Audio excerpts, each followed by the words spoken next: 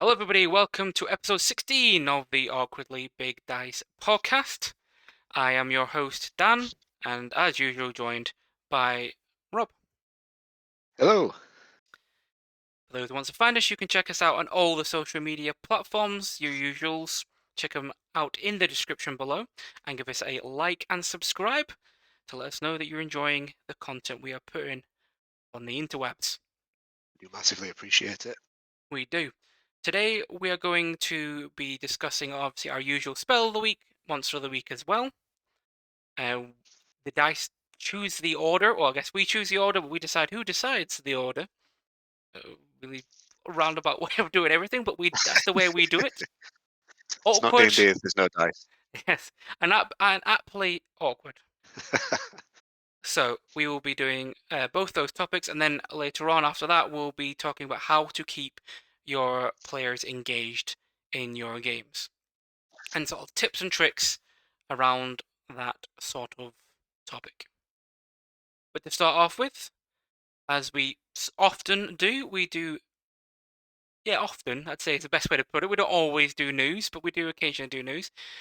A quick recap on what's going on in the world of D&D. There's been a new D&D co-op game announced that will be made by Starbreeze, who are the studio behind Payday, or the devs behind Payday. They're doing another D&D game that's due to come out at some point in 2026, I believe, is the date. Plenty of articles online. You can read about that for more information. We'll put them in the description below, so you can check that out. And the other one is MCDM Productions is currently started a crowdfunding for. They are famously it's Matthew Colville, who has a big YouTube channel. He's also a writer. He worked for various video game companies, writing in the past. He's worked with Critical Role, writing their comics, I believe, is what he's worked on with them. I've seen his name on some of the stuff that I own. I know the name. I can't put a face to it, but I think it'd probably be quite But he easy has his to. own YouTube channel, and then there's also the MCDM one as well. People can go check that out and see what he's working on. But they're working on a new, basically an alternative to Dungeons and Dragons. Okay, yeah.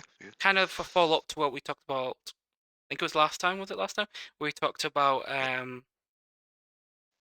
Pathfinder and the new books, the new sort of remade or reworked version of their second edition. Yeah. We're still kind of seeing the repercussions of Hasbro's shenanigans with the OGL, which it's good to see people following through with what they said. I do appreciate that. Agreed.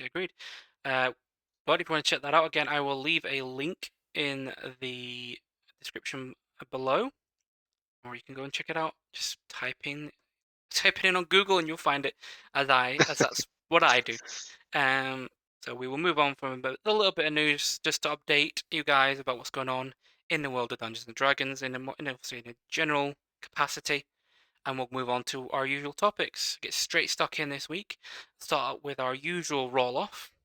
The winner of the roll-off chooses who goes first. I think I've gone through every one of my dice. Yeah, you're not as much as a dice I'm goblin not a as me. dice goblin at all, so I'm No. just gonna go with all the two-tone, blue and red two-tone. It's not a bad dice at all. I'm going today. I don't know if I've shown this one before. It's like a smoky one. It's All right. clear Yeah, with like greys and blacks in it. Um, One I use on Fitz quite a lot because I think it matches his aesthetic. it certainly does. So let's roll. Oh, Ooh, that's actually the best I've had in weeks. I think it might be the best I've had ever, but that doesn't say a I would lot. feel bad when I beat you then. Yeah. What'd you get? I got a 15. I got an 18. So I 18. beat you this week. Eh, 15 is good for you though. it's good for me. Like last week, we did the old 2-1, where I got a 2 and you got a Yeah, 1. But yes, you that was win, good. ergo you get to choose who goes first. Uh, let's see. You've got the creature this week. I do. I've got the spell. Yep. Um, I think this week I'm going to get you to go first, Okay. just to do the creature first. Do the creature first. Fine. Not a problem. Cut to the chase. Really, I'm going to be doing Gelatinous Cube.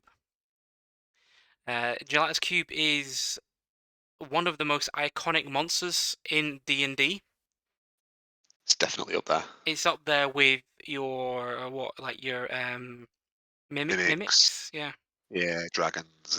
It's people think about D&D. I mean, well, just think about the D&D movie. Yes. All the things that were in it. There was Gelatinous Cube. There was mimics. You know. Yeah. Dragons, Displace a Beast.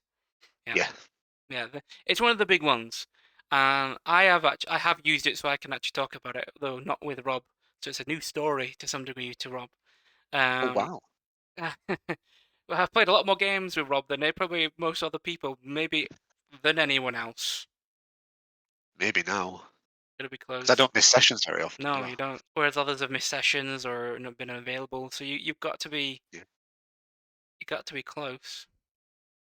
But yes, gelatinous cube, basically a big ooze, which just means it's an I don't want to call it conscious, semi-conscious. Its intelligence is a 1, so it means a -5.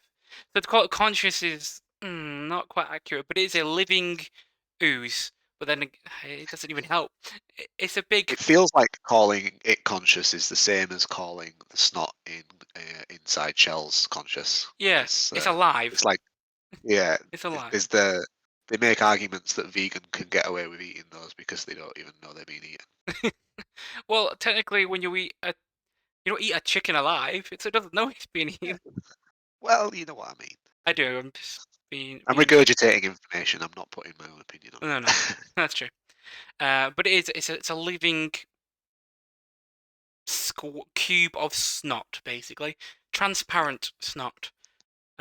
It's famous largely because it's one of the great things if you're in because it lives in dungeons, and it is after all Dungeons and Dragons.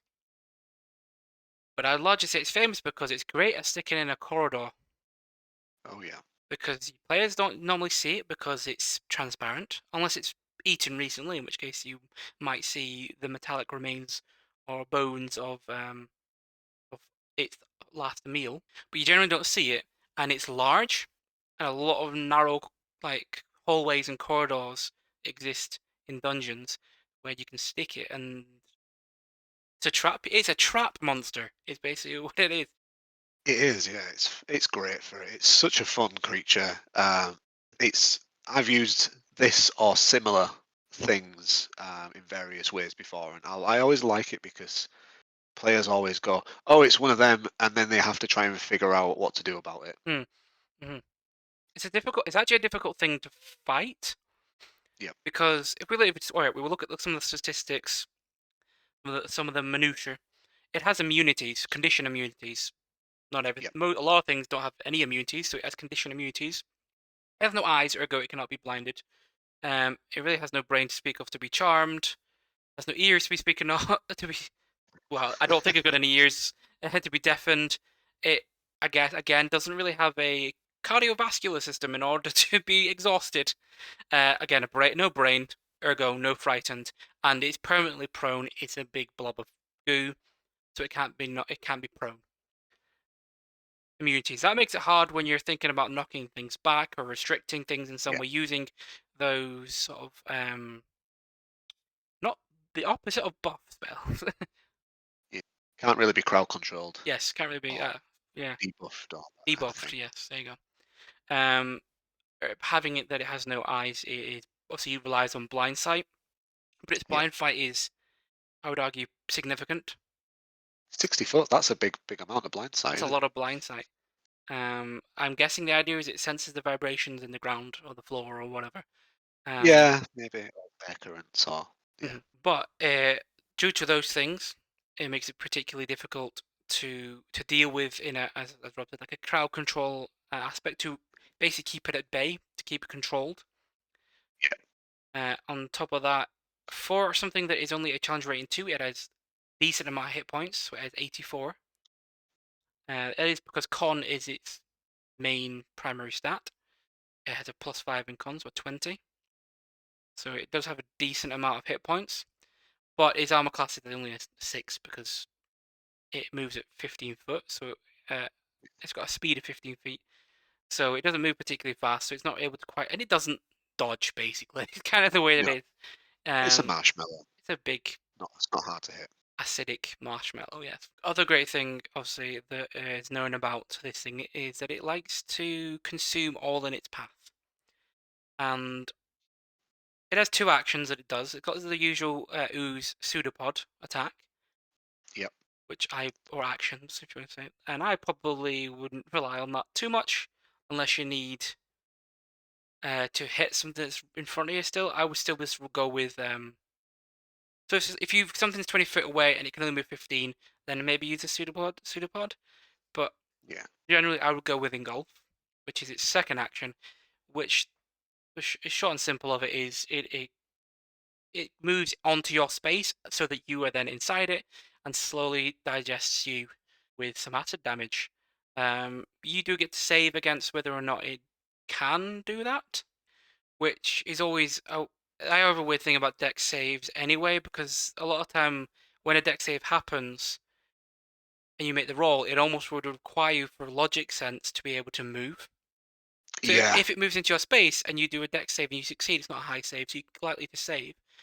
Does that mean you've moved back? You step back, that means you've moved and it's not been your turn to move? Yeah. Or is it just that more you've been quick enough to not be enveloped by it and it's bounced you back or something? I don't know how that's I would. I supposed to would. work.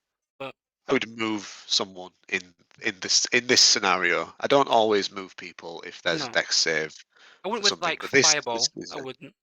no. But with this, yeah, But this moves to take up the same space on a dungeon tile effectively. So I would say, well, if you're on that dungeon tile, you're engulfed. If you're not, then you're not. Mhm. To keep it nice and simple. So if somebody passes the dex save, then they move back a space.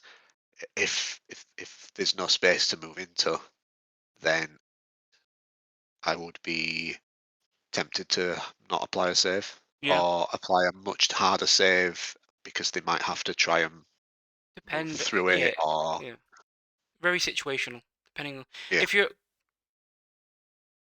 for example, I'll tell you about the time I used it. So I used it in a one shot, a goblin one shot, where everyone played goblins. I like to do that occasionally, make everyone play the same race. And it was the one shot where they went into the dungeon and they were looking for this artifact. It was like an old dwarven mine, like the Mines of Moria Okay. or something. Yeah, yeah. Um, and they went into it, and the whole trap was they set up the trap in a 10-foot wide corridor. The a gate goes down to prevent escape, and there's the gelatinous cube drops behind them in the corridor. It's I That's don't. classic, but it's timeless. I It, just love it. it was great. I think what ended up happening, if I'm not mistaken, was they managed to open the gate to get Ah, out. okay. So that then it was on the other side of the gate, so it couldn't quite get them. I just made it so it couldn't, you know. I don't. Maybe I've just let it do a Terminator 2 and step through the bars. It could have, yeah. Oh, that was one of my considerations. All that it will have to engulf the bars, but metal doesn't. Well, it's Yeah, acid damage. yeah. Well, but within the lore of the creature, the things that usually are left inside are like it just take a long time to dissolve, or Yeah, they the do. They swords do. and shields and the coin and stuff like that. So I've seen. I'm sure one time I saw Matt Mercer use an ooze or something like that. Was like there was coin or something in it to lure players to jump into. Because that's a common Didn't thing. he? Didn't he? Because I know he has a mini where you can take the lid off and put other minis inside it. They might have I'm sure he once got what was the cat called? Liam's wizard's cat, Frumpkin. pumpkin. I'm sure he got that engulfed in a ooze, and everybody was like, "Oh my god!" Probably. I mean, it was a familiar, so you just resummon it if it dies. But I'm sure I've seen a clip of that. It Mhm. might be someone. It might have been like not in the cube or someone, but I don't know. Maybe I'm making stuff Yeah, up. I But don't, I I don't, don't I think don't so. remember. I just remember it has been used, and it's a sort of that sort of trap. I think I've even had it before. trying to remember when the situation was, or what campaign it was, or maybe it was a dream. Who knows? But I created a map where there was an ooze in a pit. So the idea is you set up the trap and you would fall into the pit in onto the ooze. And I'm like, did that happen with you guys, or was that a previous party? I've seen stuff in pits a few times with you.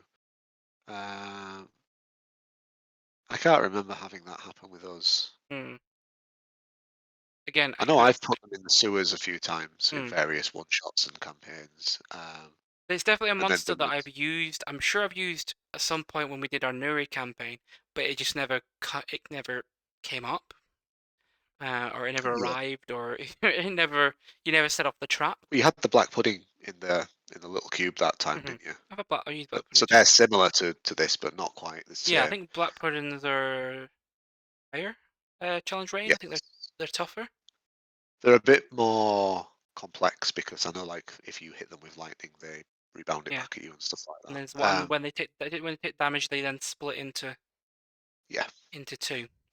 yes, they do. They still take damage, so uh, it, it's like it's kind of similar to how you beat hydras. You have to Mm-hmm. do enough damage, Mm-hmm. but they do damage. The threat goes up basically, Yeah, yeah. which is always something I like. There's plenty of lore on them if you want to read the lore on D&D Beyond or within your monster manual or the basic rules if that's what the only thing you have access to. But there's plenty of lore on there. It talks about how its connection to Jubilex, which is the demon lord who's associated with oozes and things like that. Yeah, How they're often used by other creatures as traps, as I've just given you yeah, a like in unwitting allies almost. yes, calls it unwitting servants. Oh, there you go. And yeah, it talks about how slow it is to be eaten by one of them. I liked it when I made an entire plane of just the substance that Yeah, gelatinous cube is made of. yeah. So that I got the idea by reading the stuff about Jubilex. Hmm. Um, because I know I've noticed it's down here now on D&D Beyond, and Hmm. it talks about how, like, they're fragments or offspring Yes. of the demon lord Jubilex, and so whenever he is in close proximity, they have a little bit more of a spark of sentience to them, which I think is really cool for Hmm. one. So I was like, well, if they're all part, maybe there's a place that's just like a massive planet or plane that's just ooze, and like goes on as far as you can see. You're in it whether you like it or not. So basically, like, I used it to give you guys a timer to get from one point to another and kind of see how you do it. You didn't end up actually finding any of the things that were in there to fight, because there were a few semi-digested No, undead. because I was playing as a ranger and I did That's um without choice. Pass Without a Trace. Yeah. Yeah, yeah. You quietly dug your way through, taking a bit of acid damage every turn. Yeah. Um, I just but you imagine like trying trying to swim through like a dimension-sized, like planal-sized. It's like swimming through jelly. I don't even know if it's like yeah, it'd just be like jelly that burns. you carving your way. It's less like you. I kind of Go on. thought of it as like thick mucus that was not quite as soft. Like, you couldn't just like move your hand through it. You Hmm. had to put effort into it. Had you Um, considered oxygen? I think of a way to put it. Oxygen. yes, but I knew that you would die of the acid damage before you would run out of air, because oxygen rules in D&D are bullshit. Like, you get 1 minute plus a minute for every um, like plus con you've Hmm. got. Hmm. So Yeah, a because lot we of did it in those. combat, Yeah. uh, and combat 6 second rounds, you'd have either died to the acid or gotten through it before oxygen would have even Yeah. ever become an option.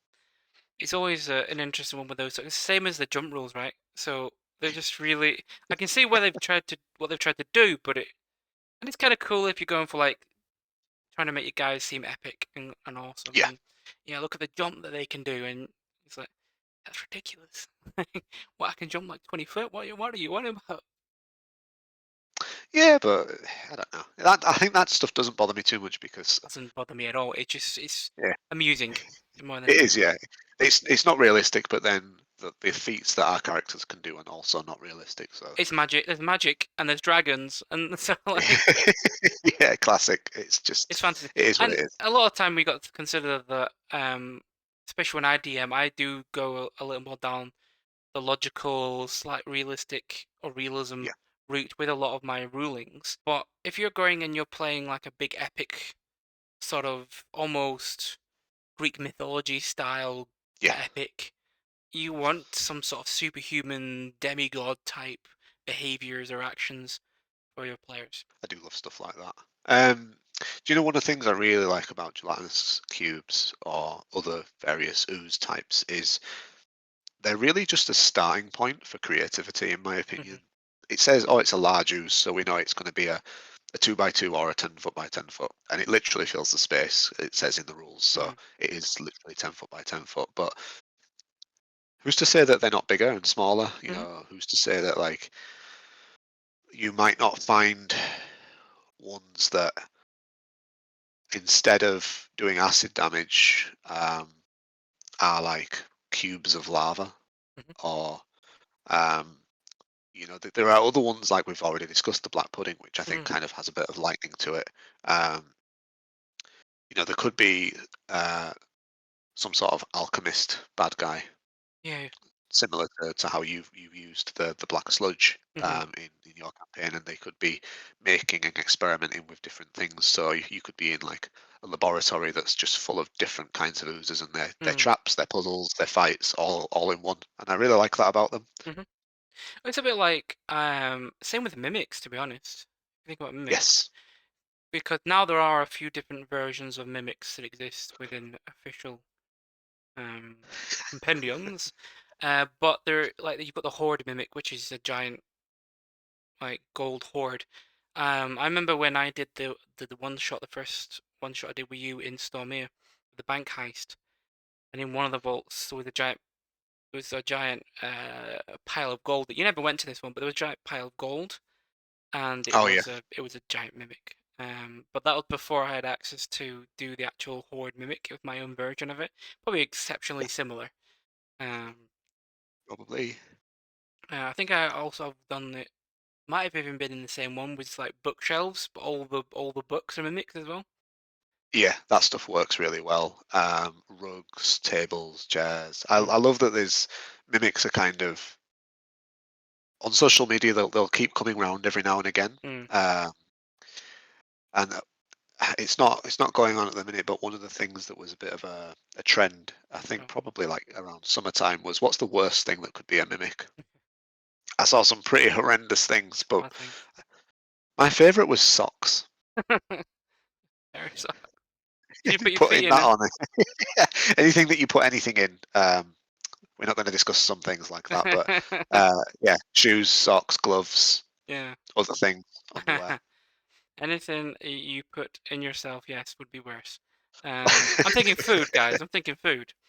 Um, Yeah, but yes, you can do the very sort of similar things with the gelatinous cube. You could again, you can change scale, as Rob said. You could go, yeah. um, you know, gargantuan, or you could go tiny if you wanted to. Well, you think you put an ice cubes inside your drink, and you swallow a lot Oh of no. cubes that dissolve you from the inside out. That would be horrific. Okay, yeah. I'm glad that Fitz doesn't need to drink ever. It's a good Nice. assassination tactic, though, isn't it? You can try to assassinate someone. That is actually an exceptional assassination tactic. Um, you kind of maybe the way you make them smaller is by dehydrating them, so the acid is way more potent. Yeah, like a raisin. It's like Yeah. it was once a grape. Oh, see, I'm thinking of them as shriveled up little cubes. Actually, it's magic. You just cast like enlarge reduce on them and just. Phew. Well, that's true, yeah. That'd be even I was worse when that thinking of spell like, wears off. yeah,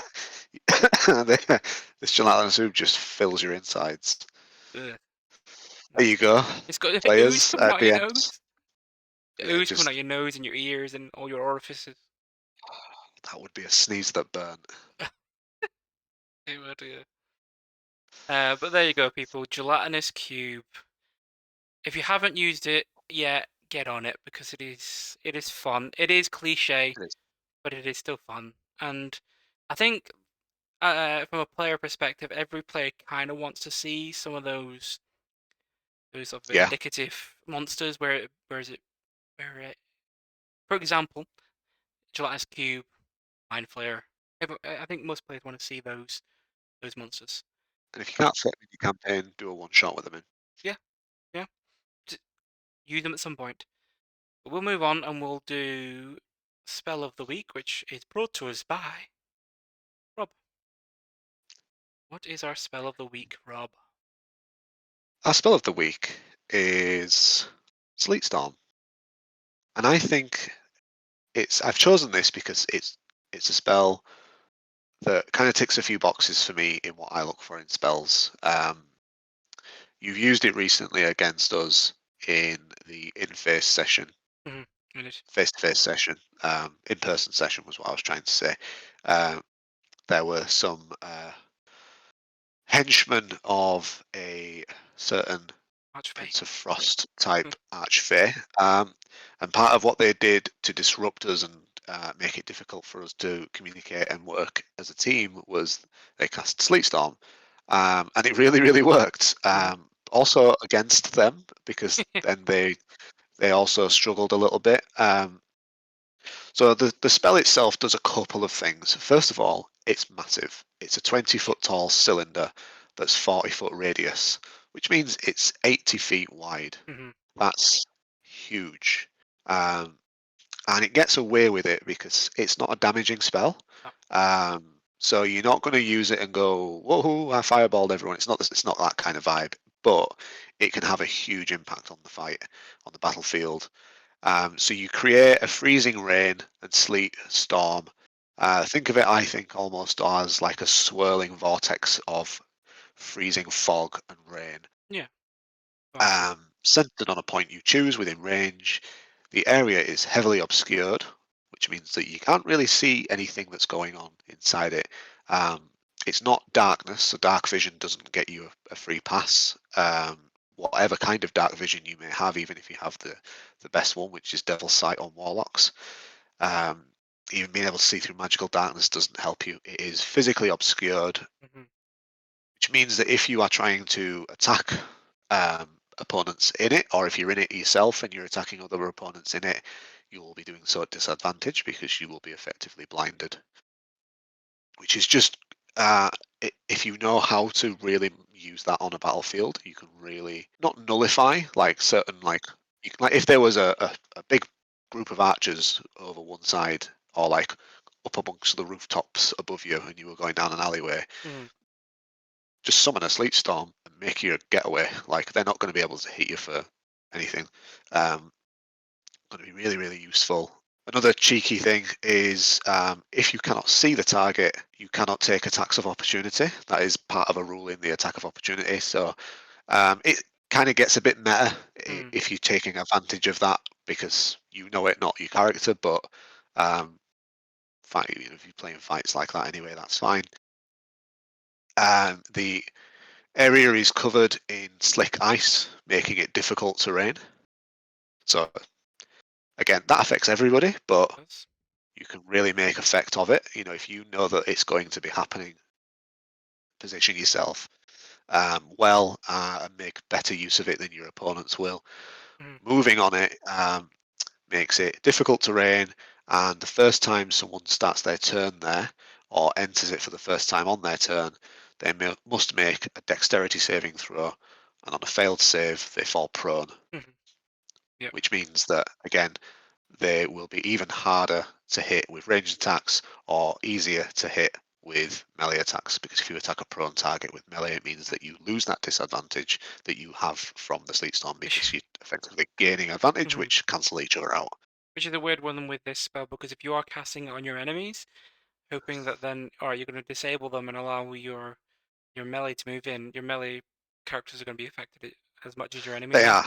Yeah, so you really need to take advantage of it. Like try and use this to funnel enemies to you on your own terms. I think that's the best way to think of it.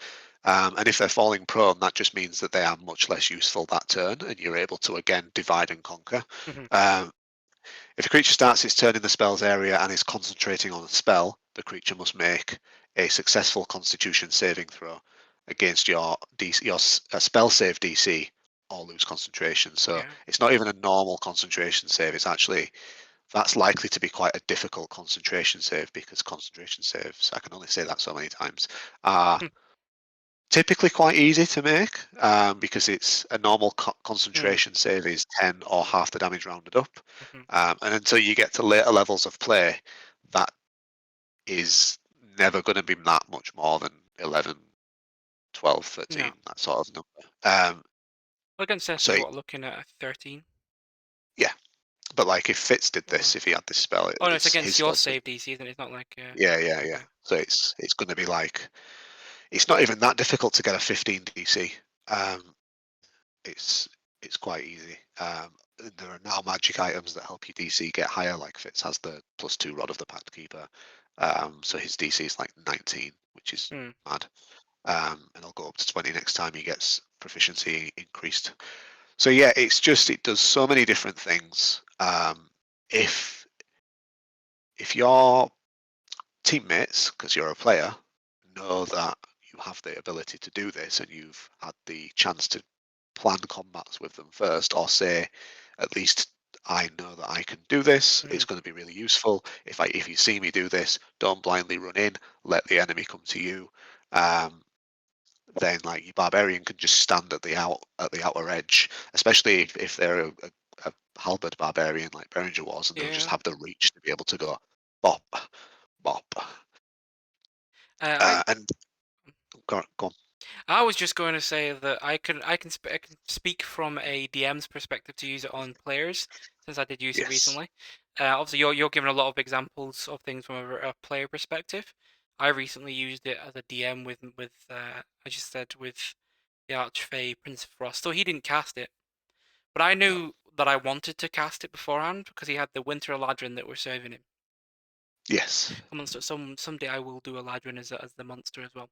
I want to go through them. There's some interesting stuff with the Eladrin. But they do have the ability to do Sleet Storm, and I knew that. And I was looking at his, and he has an ability that basically means he cannot. Basically, he can walk on ice even if it's heavily what's the phrasing, using where the ground is difficult terrain. Even if it's difficult terrain, so yeah, if it is difficult terrain created by ice, he is fine because he can just walk across it. And because he's an archfey, he has things like true sight and stuff. So like the yeah. the obscured vision No, it doesn't. doesn't I affect mean, him. he's walking through his own like realm, Yeah, kind of. So like, basically. obviously, he's gonna get a free pass. But that was the point. I thought, right, I'm just gonna do that, throw that on there with this dude in the middle and see how it goes. Yeah, Um, it was great. Like, I mean, I kind of watched it from as an outsider because I was in the right in front of the prince when the fight started, and mm, he halved my HP in a single turn. he did. So I grabbed his target and I dimensioned all away. More to protect Fitz than the target, but Fitz is a coward and that's how he plays. Yeah, it was But like more about watching, fits than the high value target, wasn't it? Yes. but one of the things there is like it was great to see then the group try and figure out what the heck to do about that Mm, situation because it really forced everybody to try and kind of think for themselves a little bit, it did. and it also like when you're against in a combat as players, I don't like saying the words players versus DM, but in a combat that's kind of how it is. Yeah. So when players are doing things to a DM, it's like up to the DM to decide how the creatures that they've got are Mm, reacting to the situation. But when you do that sort of thing to players, you've got 4 or 5, sometimes more mm, actual people that are going to react differently to mm-hmm, that, mm-hmm. which is why it's such an interesting spell to do as a DM. Yeah, because Um, you're testing against four minds and not just the one. So when a player uses it yes, on the DM, it's one mind trying to figure out solutions. opposed to when a DM does it to players with say a four party. I think you were 5 party, so with a 5 party, Yeah. then it's 5 minds trying to figure it out. Though I say with yeah, I would say 4 minds with the party that we have. 2 people might have been half minds. Um, but I mean, there were some It's good ways around it that I saw. For example, obviously you got out there before it was an issue. You took one of the players yeah. with you. They hit the high value target. Um, and then we Yes. saw that Luke's druid. I think he managed to avoid it entirely. Yeah, he did. I think he. I think he just got out. He wasn't in the area within the for 80. He was a moon druid, so I think he just flew out and didn't care. He did when it pursued you, but I think because he was still in there. The Archfey was still in there when it was cast. Yes. Um, which meant you had only just left. Yeah. So I think that the druid wasn't actually in this. Turned out not to be in, or if he was, he got out there very quickly. I think he might have just left it. I'm not sure, but yeah. But then, Needless to say. yeah, Sorry, I'll carry say on. then we saw that Joe as our rogue was behind the bar. Didn't have a great time of it in general in that in any No, fight, to be honest with you. But he went from oh yeah. If it was a boxing match from rope to rope, definitely like stuck in the corner, just I think the Joe's rogue was cursed the day that we collectively figured out that Joe had made a rogue, and I made the Joe Rogan joke, and I think that cursed him like maybe. forever. Maybe. Yeah, a terrible pun. Perhaps it has that power.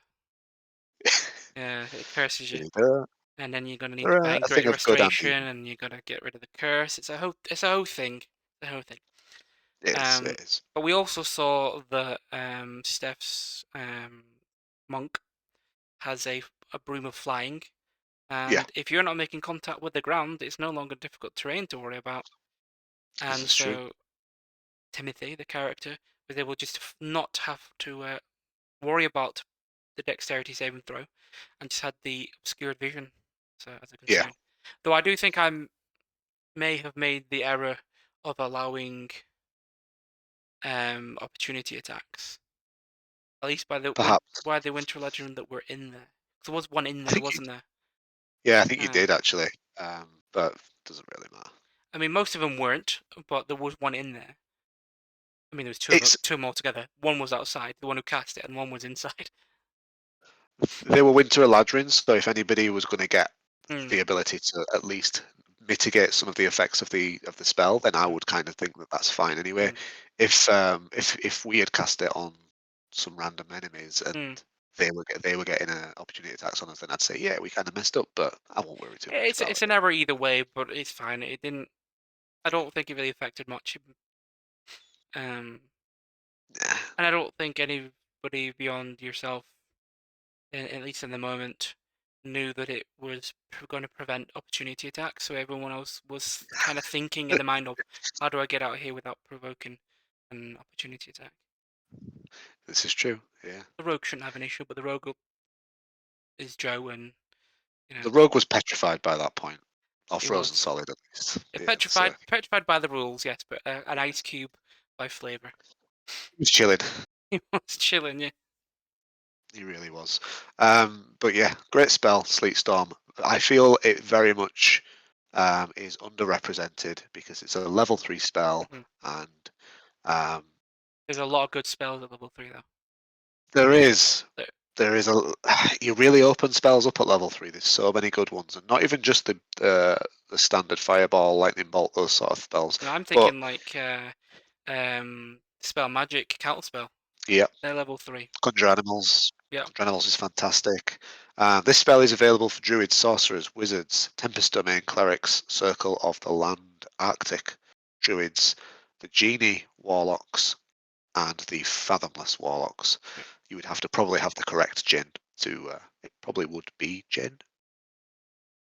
Doesn't. I don't It's know. It doesn't say on anything. probably the water ones, or whatever the I don't know. water genie is. But I can't. You know a lot more about warlocks than I do, so I'm going to assume that you know best when you say it must be the water warlock, the water genie, and it's not just Yeah, orc. there's the Ifrit, there's the uh There's a Jinn, which is the air one, and then yeah, there is the Dal, which is the earth one, and then there's the one begins with M that I can never remember the name of. I think we've had this. watery one. Yeah, it's like a I ma. always want to say Myrmidon, but that's just like high level elementals. Yes, that's a different thing. It's like I want to say Madrid, but that's a city in Spain. I think it's the Jin one, just because I feel Sleet Storm is air based as well as ice based. Personally, that's how my mind sees it. But Hmm. either way, um, great spell. Have some fun with it. Yes, go use it against your players as well as against your enemy monsters and whatnot. See what spells you can combo it with in terms of as people run out of it and suddenly get hit by a firewall, maybe. Who knows? That'd be interesting. Or sending a lightning bolt through there, Yeah, or all that sort of stuff. fireball, or yeah. Yeah. It's one of those, as I said, yeah, it's overlooked, but we do recommend it. At the cost of some of the others, maybe not, but depends on what you're going for. Depends what you want to do and your role within the group, I suppose. But we Yeah. shall move on from that to now cover our final topic, our general, what we have come to call our general topic, our general discussion. We're going to be talking about how to engage your players, mostly talking about when players lose interest or when players are distracted, perhaps. Maybe in a more general overall life distraction rather than in the Yeah. moment distraction. In the moment distraction, a good old "hey" or "put your phone down" works. Stop scrolling. Um, but yeah, I believe you have some insight and some things you actually want to say about this topic. Well, there can be, as you've kind of just alluded to, there's a lot of reasons that people can lose focus. Sometimes it can just be momentarily, in which case that's easily to rectify. You would simply would say, you've not spoken in a little while, going by character name, Leobard. What are you doing right now? How are you reacting to this situation? And you can snap a player right back to the moment. It becomes quite embarrassing if they go, huh, why, what's happening? Because then they really haven't been paying attention. But a lot of the time, I think in those situations, players have taken a mental step back. And I think it is more of a problem. I think it's more of a problem with playing over Discord or other Hmm. digital ways. Sometimes you just start observing Hmm. rather than interacting. Hmm. And for those of us that have DM'd and played, I think it does become quite obvious when a player's doing this. Hmm. There can be a lot of reasons for this. It could just be a confidence issue, in which case that's a really good opportunity to start engaging that player a little bit more, and just trying your best to ask them questions, open-ended questions. Don't give them the chance to say, yeah, ask them the open-ended questions. I feel almost like I'm teaching someone how to sell something, because I'm sure I've had Yes, sounds these familiar. trade Sounds familiar. questions at various employment roles that I've had in the past, but they still apply to conversation and they still apply to improvisation. Um, if you engage people, they're likely to get into the habit of including themselves. Hmm. Um, you have some much more negative versions of this. I remember when I first started playing D&D, we had a friend who removed themselves from the group eventually, because it wasn't for them. They were literally just sat very much just on Yeah, their yeah, phone, yeah. flicking. And that was in person.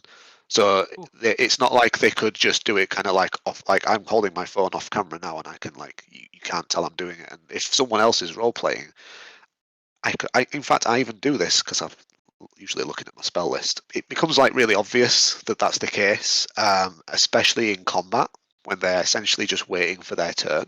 And I get it, sometimes you're a martial class, and realistically, all you need to do is say, I hit this person, apply a bit of flavour, I punch them twice, flurry of blows, punch them twice more, like roundhouse kick to the head, punch them in the gut, turn it into an elbow, and like, boom, roll your dice, do your damage, that's your turn. Especially if you're not planning to move in that situation, Hmm. and then you've got to wait. So I get it, but Mm. it is also very rude. Oh, it's incredibly So rude. It's it's incredibly rude.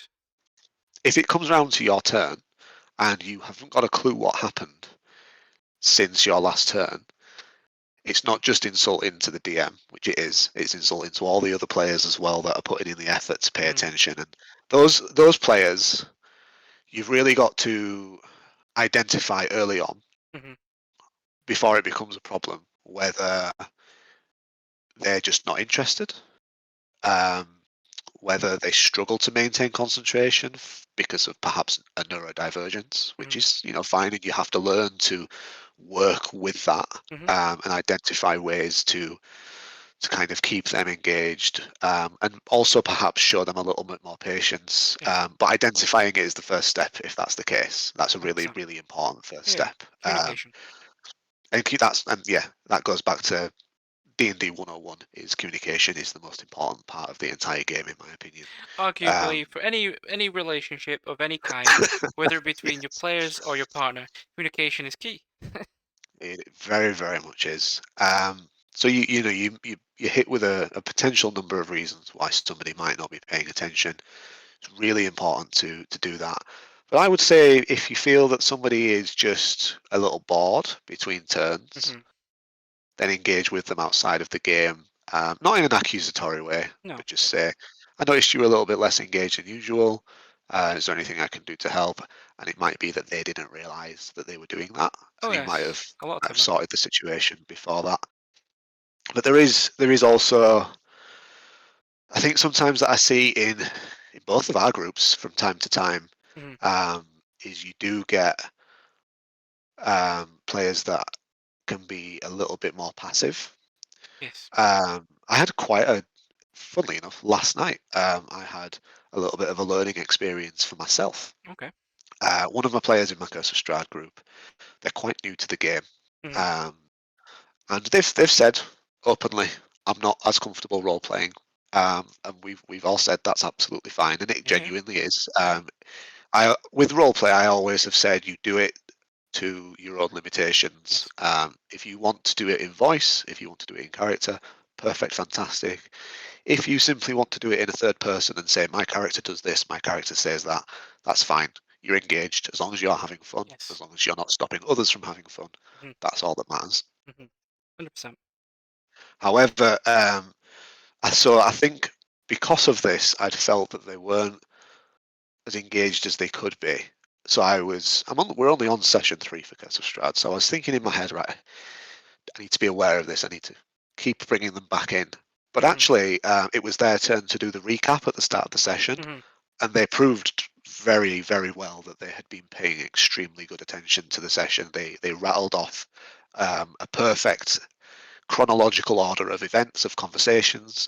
They had to revisit their notes for some character names, Wow. but that's absolutely fine. Even I Hmm. can't remember half of Hmm. the names, and I make half of them up.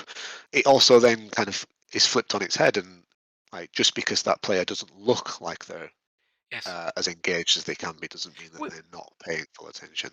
in our current part, we have. And you won't mind me saying, my brother is one of those people. But Yes, sometimes he he is. looks bored or he looks like he's not paying attention. He is. He's listening. It's sometimes some people are literally they don't have. It's that whole thing of like you'll get people who are listening but they're not making that eye contact.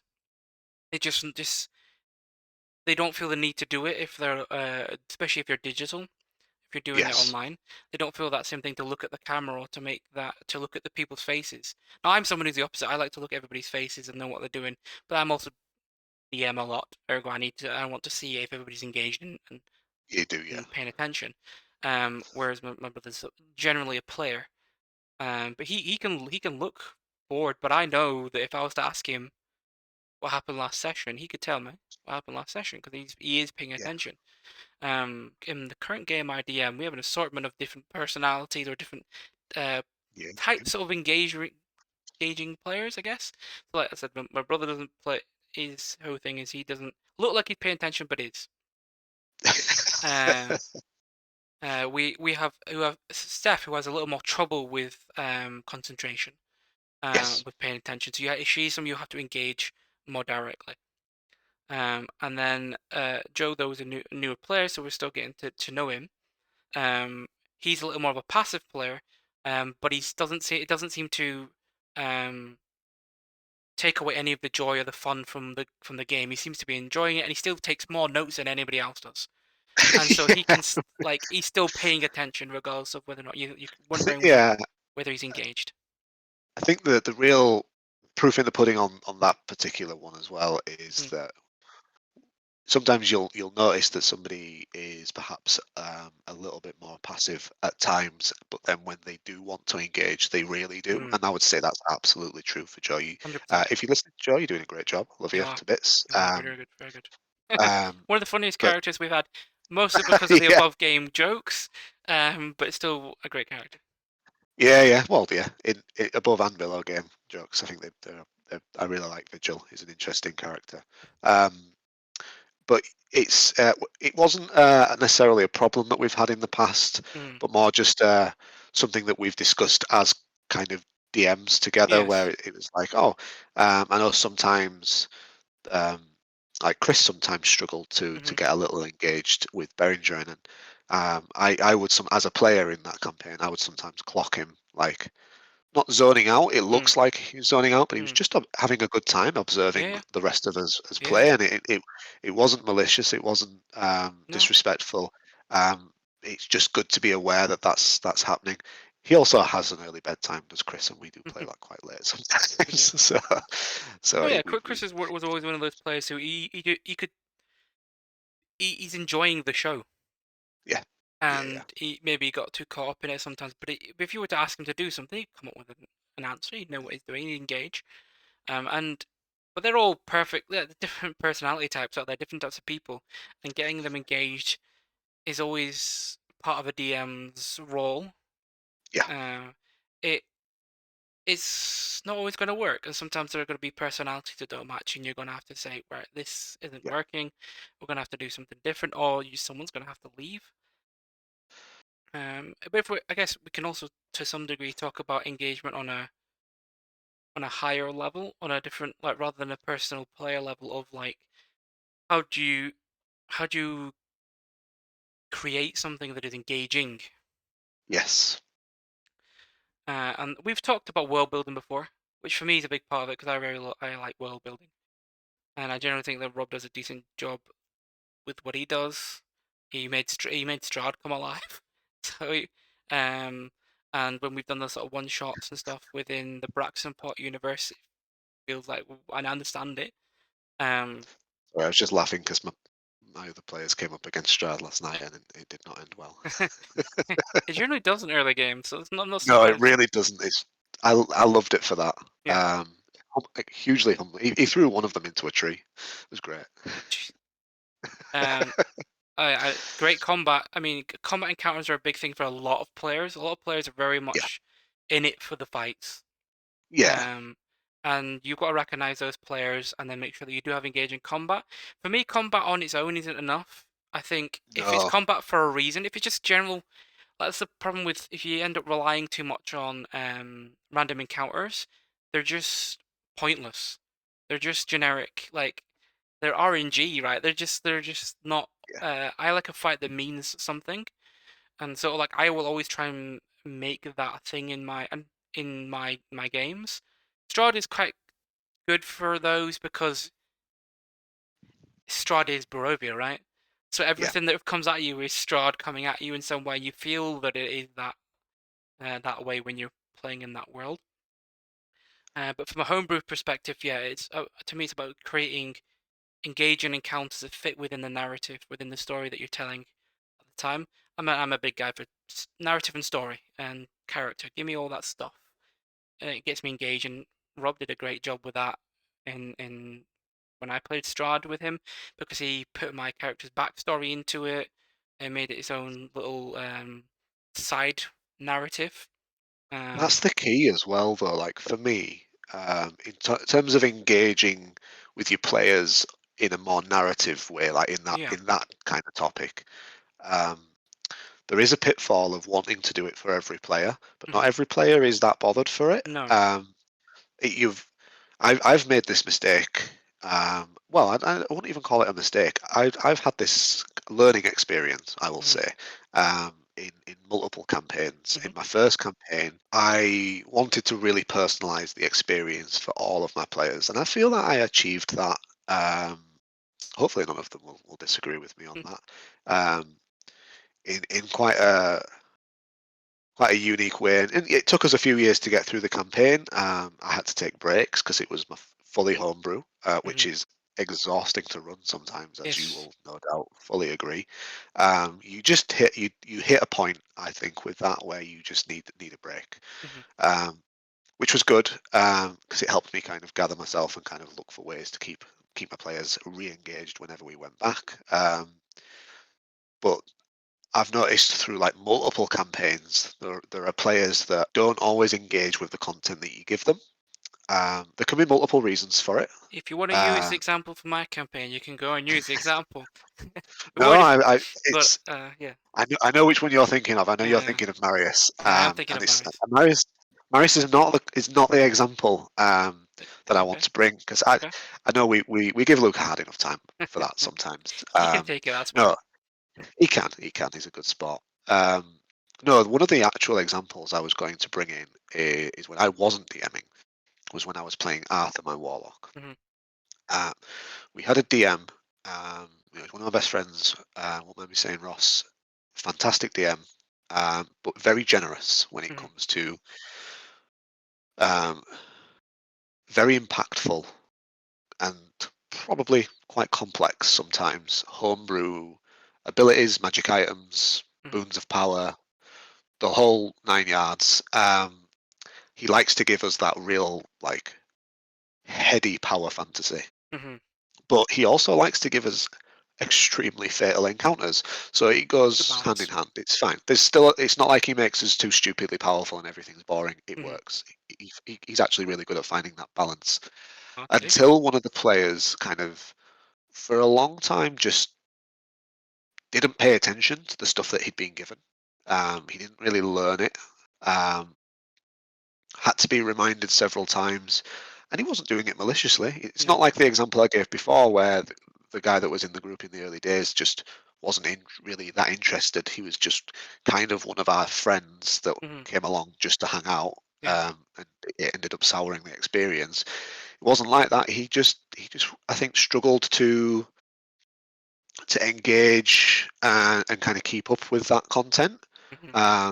Eventually, we kind of prodded him and said, why aren't you been using this ability and these, and why have you not kind of been doing this? And um, eventually he's like, oh shit, yeah, I've got all this stuff, I've never used it. And by the end he was using all of his abilities that were like, because he was a necromancer, so he was summoning Hmm. all these things, and they'd got like modifications built into them, because he was a necromancer, but he'd also come from like, I won't say like a family of artificers because he didn't specifically say that, but like golem creation was kind Okay. of a separate side of it. So there was like that side of it, and Hmm. he'd got the ability to like cast spells into his pets to modify them and make them better. Um, it was, yeah, it ended up being a really cool like experience Yeah. for him, and it was really fun to watch him enjoy it as well, even as a player who Hmm. was a DM. The challenge was getting him to engage with that in the Yeah. first place, and I think I could sometimes see the frustration because obviously as a DM you understand that when you go to a lot of effort to Hmm. make that content, I think as a DM it's easy to fall into the trap of thinking, I think this is cool, therefore my player might think this is cool, Hmm. whereas actually you think that's cool doesn't guarantee anybody No, else it does thinks not. that's cool. No. So you kind of have to humble yourself a little bit, try and really, I would say, focus your efforts and go for the biggest payoffs. Hmm. because that player would joke quite often to the point where it became quite clear that he actually really wanted this. He would joke, "Did I find a staff of power?" So, he never got one, bless him. But I think like that, it became quite evident that all this effort put into this magic item, which he did enjoy in the end, he probably would have got the same level of enjoyment just by Mm, giving him an item that was in the DM's guide. yeah. Um, It's and it's kind of communication, like isn't it? It all comes down to it is, communication yeah, at the end of the day. And ask your player what they want. It's a big part of session zero. Is to learn about how you can engage your players. 100%. Yeah. I think Um, what you did recently was very good that you revisited that yes. and kind of got us to think about it a lot more. And I'd never thought about doing that before. And I think probably as a good final note Mm, is to say revisit session zero every once in a while hmm. when people have played their characters a little bit more, got to Hmm. know their characters a little bit more, get them to think, what's my character want out of Yeah. this? Has their motivations changed?